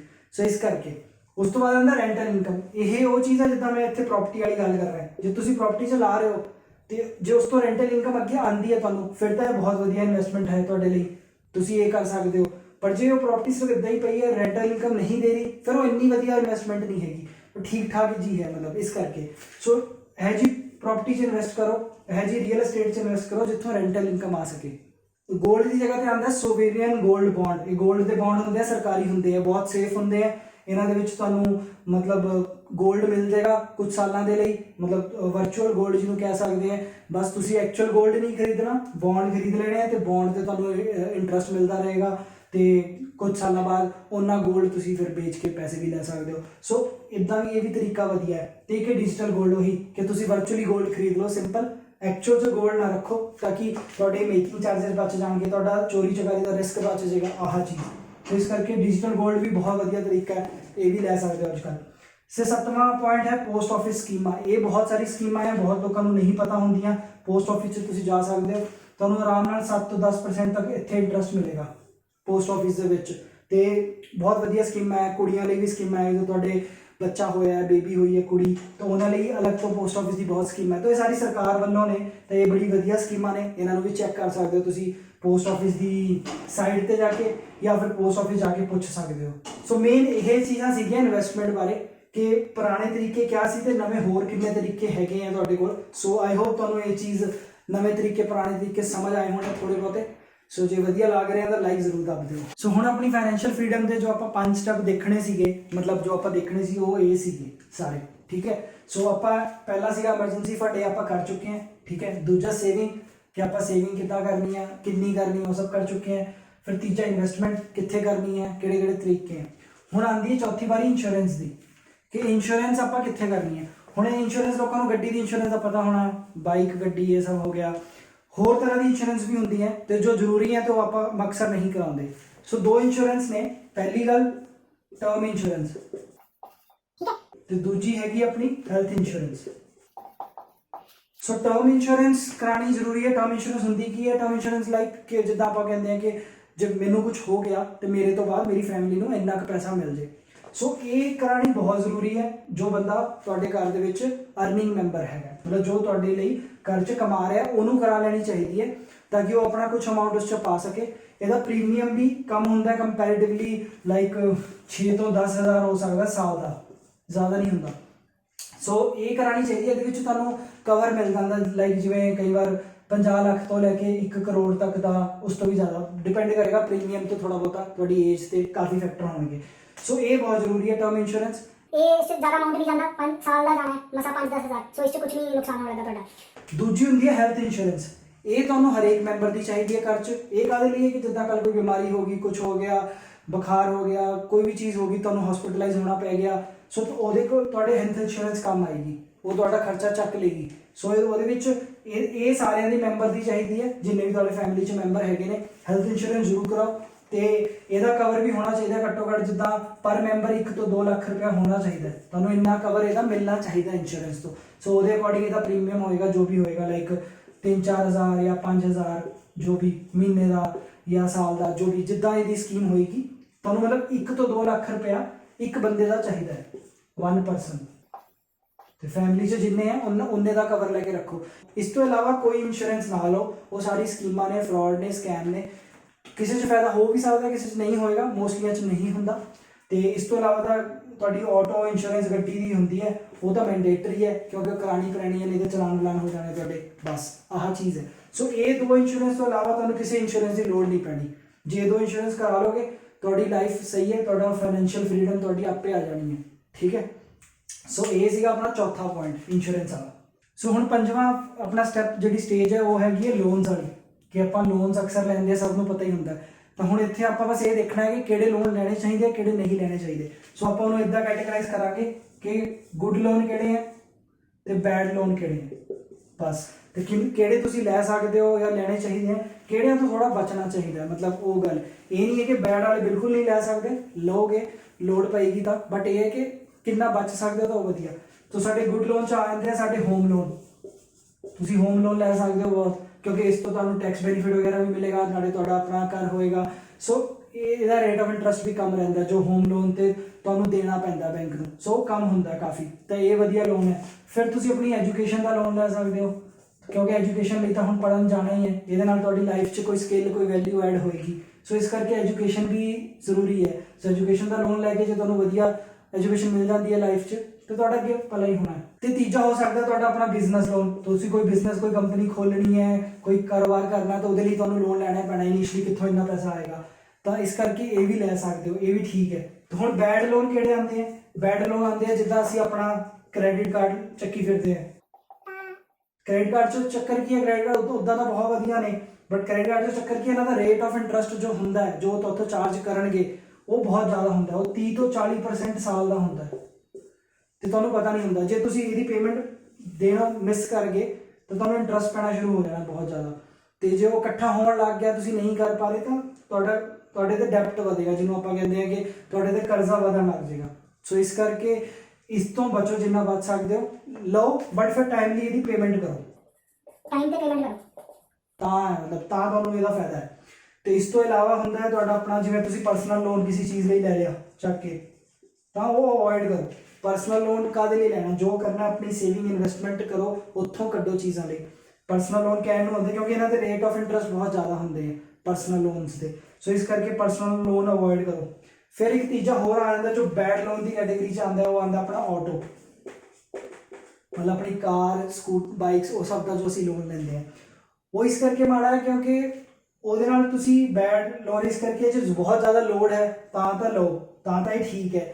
ਬਟ ਜੇ ਤੁਸੀਂ ਮਤਲਬ ਇਦਾਂ ਹੀ ਲੈ ਰਹੇ ਹੋ ਕਿ ਸ਼ੌਂਕ ਨੂੰ ਲਈ ਜਾ ਰਹੇ ਹੋ ਗੱਡੀਆਂ ਤੇ ਸਾਰੀ ਲੋਨ ਤੇ ਲਈ ਜਾ ਰਹੇ ਹੋ, ਕਿਉਂਕਿ ਉਹਦੀ ਗੱਡੀ ਦੀ ਕੋਈ ਵੈਲਿਊ ਨਹੀਂ ਹੈਗੀ। ਗੱਡੀ ਸਾਡੀ ਐਸੈਟ ਨਹੀਂ ਹੈਗੀ ਇੱਦਾਂ ਵਾਲੀ ਜਿਹਦੇ ਨਾਲ ਸਾਨੂੰ ਪੈਸਾ ਬਣੇਗਾ। ਗੱਡੀ ਤੁਸੀਂ ਦੇਖਿਆ ਨਾ, ਤੁਸੀਂ ਸਟੋਰ 'ਚੋਂ ਕਢਾਉਂਦੇ ਹੋ, ਕਹਿੰਦੇ ਸ਼ੋਰੂਮ 'ਚੋਂ ਕਢਾਈ ਤੇ ਨਿਕਲਦੇ ਸਾਰੀ ਲੱਖ ਰੁਪਏ ਕੰਮ ਹੋ ਗਿਆ।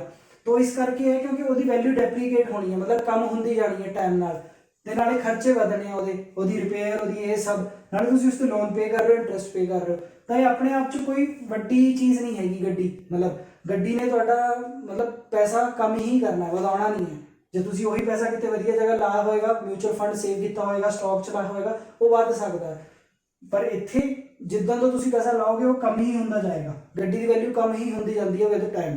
ਸੋ ਤੁਸੀਂ ਇਹਨੂੰ ਵੀ ਤਾਂ ਹੀ ਅਵੋਇਡ ਕਰੋ। ਹਾਂ ਜੇ ਲੈਣੀ ਹੈ ਤਾਂ ਲਓ ਥੋੜਾ ਬਹੁਤਾ, ਬਟ ਜ਼ਿਆਦਾ ਨਹੀਂ, ਦੇਖ ਕੇ, ਮਤਲਬ ਆਹ ਚੀਜ਼।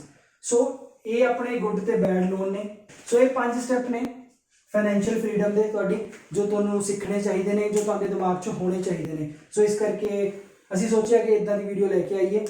ਪਹਿਲਾ ਤੁਹਾਡਾ ਹੋ ਗਿਆ ਐਮਰਜੈਂਸੀ ਫੰਡ, ਦੂਜਾ ਸੇਵਿੰਗ, ਤੀਜਾ ਇਨਵੈਸਟਮੈਂਟ, ਤੇ ਚੌਥਾ ਤੁਹਾਡੀ ਇੰਸ਼ੋਰੈਂਸ ਕਿਹੜੀ ਹੋਣੀ ਚਾਹੀਦੀ ਉਹ ਮੈਂ ਦੱਸ ਚੁੱਕਿਆ, ਤੇ ਲੋਨਸ ਕਿਹੜੇ ਲੈਣੇ ਚਾਹੀਦੇ, ਕਿਹੜੇ ਅਵੋਇਡ ਕਰਨੇ ਚਾਹੀਦੇ, ਮਤਲਬ ਕਿਹੜੇ ਨਹੀਂ ਲੈਣੇ ਚਾਹੀਦੇ। ਸੋ ਇਹ ਜੇ ਚੀਜ਼ਾਂ 5 ਕਰ ਲਓਗੇ ਤਾਂ ਤੁਹਾਡਾ ਆਲਮੋਸਟ ਫਾਈਨੈਂਸ਼ੀਅਲ ਪਲਾਨ ਬਣ ਗਿਆ। ਇਸ ਤੋਂ ਅੱਗੇ ਪਿੱਛੇ ਜਾਣ ਦੀ ਜ਼ਿਆਦਾ ਲੋੜ ਨਹੀਂ ਪੈਣੀ ਤੁਹਾਨੂੰ, ਇੰਨੇ 'ਚ ਤੁਹਾਡੀ ਲਾਈਫ ਦੀ ਸਾਰੀ ਚੀਜ਼ਾਂ ਕਵਰ ਹੋ ਜਾਣੀਆਂ ਨੇ। ਤੇ ਨਾਲੇ ਤੁਸੀਂ ਪੈਸਾ ਬਚਾ ਵੀ ਪਾਓਗੇ ਤੇ ਪੈਸੇ ਤੋਂ ਪੈਸਾ ਬਣ ਵੀ ਪਾਏਗਾ। ਜਦ ਸੇਵ ਕਰੋਗੇ, ਇਨਵੈਸਟ ਕਰੋਗੇ ਤਾਂ ਪੈਸੇ ਤੋਂ ਪੈਸਾ ਬਣੇਗਾ। ਸਹੀ ਇੰਸ਼ੋਰੈਂਸਾਂ ਲਓਗੇ ਤੇ ਗਲਤ ਲੋਨ ਨਹੀਂ ਲਓਗੇ ਤਾਂ ਪੈਸਾ ਆਪਣੇ ਆਪ ਬਣੇਗਾ, ਪੈਸੇ ਤੋਂ ਪੈਸੇ ਹੀ ਬਣੇਗਾ। ਸੋ ਆਈ ਹੋਪ ਤੁਹਾਨੂੰ ਇਹ ਵਾਲੀ ਵੀਡੀਓ ਵਧੀਆ ਲੱਗੀ ਹੋਏਗੀ। ਮਤਲਬ ਮੈਂ ਆਪਣਾ ਪੂਰਾ ਐਫਰਟ ਲਾਇਆ ਤੁਹਾਨੂੰ ਸਮਝਾਉਣ ਲਈ, ਬੇਸਿਕ ਲੈਵਲ ਲਾਇਆ।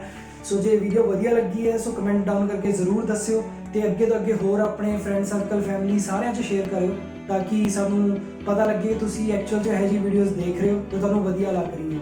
ਸੋ ਇਸ ਵੀਡੀਓ 'ਤੇ ਤਾਂ ਘੱਟੋ ਘੱਟ ਐਟਲੀਸਟ 1000 ਲਾਈਕ ਤਾਂ ਕਰ ਦਿਓ, ਤਾਂ ਕਿ ਸਾਨੂੰ ਪਤਾ ਲੱਗੇ ਕਿ ਤੁਹਾਨੂੰ ਵੀਡੀਓ ਵਧੀਆ ਲੱਗੀ। ਤੇ ਕਮੈਂਟ ਡਾਊਨ ਵੀ ਕਰ ਦਿਓ ਕਿ ਤੁਹਾਨੂੰ ਕਿੱਦਾਂ ਦੀ ਵੀਡੀਓ ਲੱਗੀ, ਤੇ ਕਿਸੇ ਪਾਰਟਿਕੂਲਰ ਟੌਪਿਕ ਬਾਰੇ ਜੇ ਤੁਹਾਨੂੰ ਇਨਫੋਰਮੇਸ਼ਨ ਚਾਹੀਦੀ ਹੈ ਤਾਂ ਉਹ ਵੀ ਕਮੈਂਟ ਡਾਊਨ ਕਰ ਦਿਓ। ਸੋ ਮਿਲਦੇ ਹਾਂ ਕਿਸੇ ਅਗਲੀ ਵੀਡੀਓ 'ਚ, ਤਦ ਤੱਕ ਲਈ ਰੱਬ ਰੱਖਾ।